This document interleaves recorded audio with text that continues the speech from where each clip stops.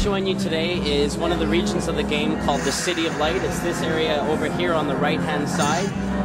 The guardian of this region is a really, really cool boss character we call the Warrior. You'll see him in a minute. He's this huge beast made entirely out of rock and corruption. And he's by far the largest sort of guardian in the game, and is quite difficult to defeat. But on the way over there, I'm going to pass through some acrobatic sections and some generic enemy fights, so you'll get to see some other parts of the combat system. For the fight system in Prince of Persia, we really want to have a lot of spectacular sort of acrobatic combos between the Prince and Elika while you're fighting the enemies, to really show the sort of acrobatic and combat prowess of the Prince, but also to show how the collaboration with Elika makes everything cooler and just makes the abilities of the Prince that much more. So you can see that when I was fighting that generic enemy there, the Prince and Elika were sort of throwing each other around, flipping off of each other, really like a choreographed, very stylized dance that created a really kind of spectacular combat sequence, a really spectacular combo, unlike, we think, sort of anything that's been seen in video games before. So I'm arriving now at one of the sort of nodes in the network, the sort of main chunks, the main levels in the game. This is an area called the Queen's Tower, and I need to work my way up the tower in order to defeat the Warrior and make my way to the top of the tower, which is my objective, which is my destination. One of the things that's really important for us with Prince of Persia is the role of Elika, is making sure that Elika doesn't ever get in the way, never detracts from the gamer experience. We didn't want her to get lost, to fall behind, to do the wrong thing, to take the wrong initiative, which would really, I mean, it would upset players. It would drive them crazy if Elika was constantly taking the wrong initiative and getting lost and generally being a detraction, generally, you know, like causing a negative thing to happen in the game.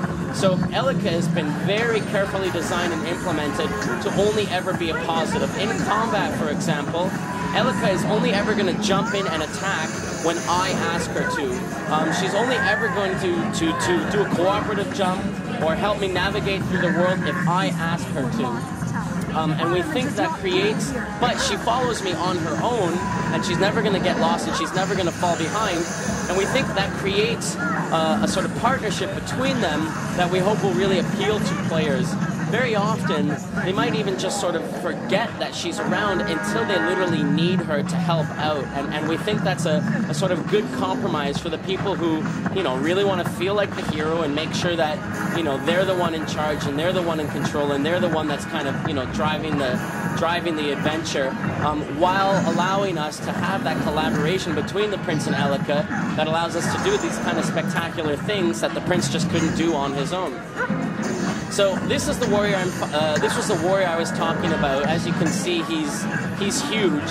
And if I try and fight him, there I've tried to go in and throw him up into the air, and he literally just throws me back. He's simply too big.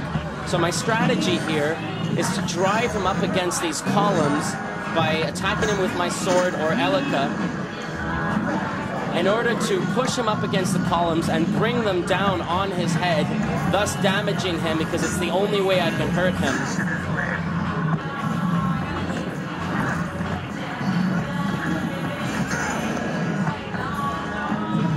Because of the nature of the warrior, the types of combos that I can do are more limited, and the fights against the warrior all feature much more sort of a puzzle-solving component, whereby you have to kind of figure out the strategy for defeating him in a particular arena, the environment that you can use to your advantage, the object that you can use to damage him.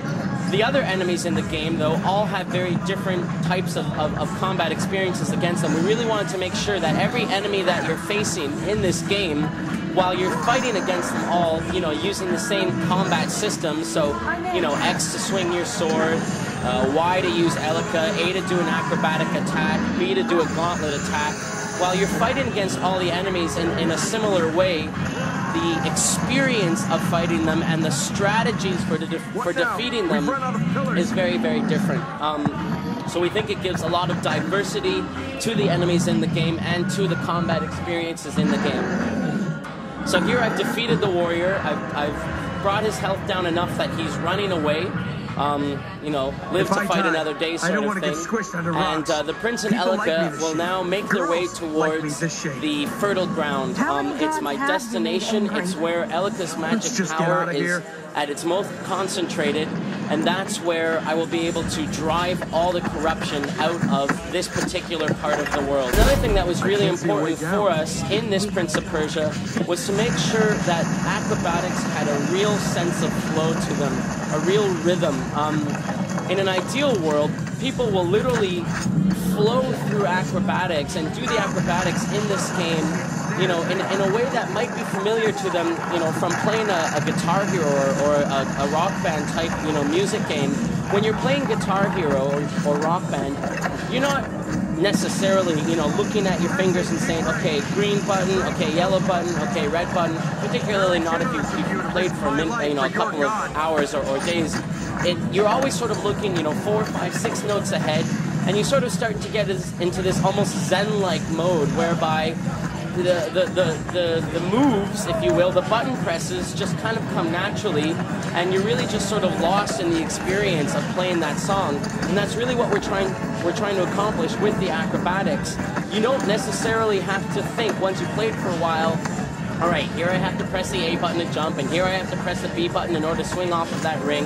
It's just going to flow. You're just going to literally sort of intuitively know what you have to press, and it's going to allow you to pull off these really sort of long, spectacular acrobatic combos that have always been a hallmark of the Prince of Persia franchise, but in some of the other games have sort of been the realm, you know, exclusively of the more sort of hardcore players. You know, it was only the kind of really hardcore gamers who were able to pull off these really spectacular acrobatic combos, and we want that sense of reward and accomplishment that comes from pulling off those really spectacular sequences to be available to players who aren't necessarily, you know, the hardest of the hardcore. But we wanted to make sure that for those people who, you know, really are the advanced players, that there are systems that reward them for accomplishing, you know, the sort of more spectacular acrobatic combos that a beginner player won't be able to do. So some of the secret areas in the game, some of the secret hidden light seeds, etc., are only going to be available to, you know, really the sort of most advanced players who have really mastered all of the acrobatic abilities of the Prince and Elika together, and are going to require a true mastery of the platforming in the game in order to reach those environments, in order to reach those areas. So as you can see there, I reached the top of the tower. The warrior wasn't happy with what I was trying to do, smashed the tower, and it all came crumbling down. I worked my way back down to the bottom of the tower, and again trying to reach this fertile ground, which you now see has fallen from the top of that tower all the way down.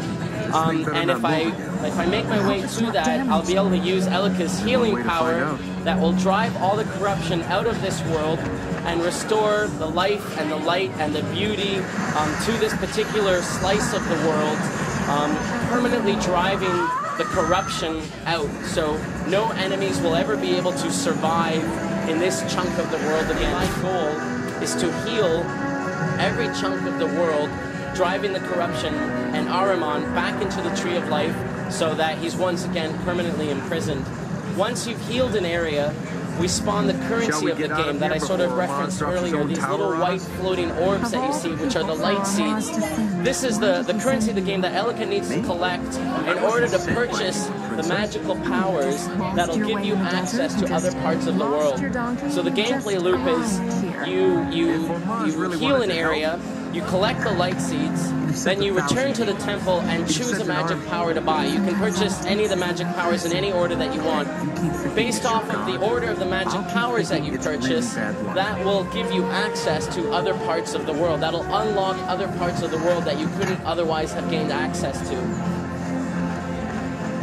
There are 1,000 light seeds in the game, but you only need 540 of them in order to purchase the last power of the game. The rest of them are there for achievements or trophies, and, you know, sort of game completionists who, you know, want to make sure they've seen everything there is to see in the game. Some of the light seeds are, you know, in various obvious places. It's really easy to collect them. You just simply run over them. Sometimes, though, they're sort of off the beaten path and require a little bit more exploration and a little bit more sort of strategy and more advanced acrobatics in order to collect them. And again, that sort of goes back to the point I was talking about before in terms of the more sort of skilled advanced players being able to collect all of the light seeds, get the achievements that come from that simply won't be necessary or interesting for someone who's maybe newer to action-adventure games, newer to Prince of Persia games, and is just sort of interested in playing through the linear story and, you know, seeing how the adventure unfolds. And that's Prince of Persia.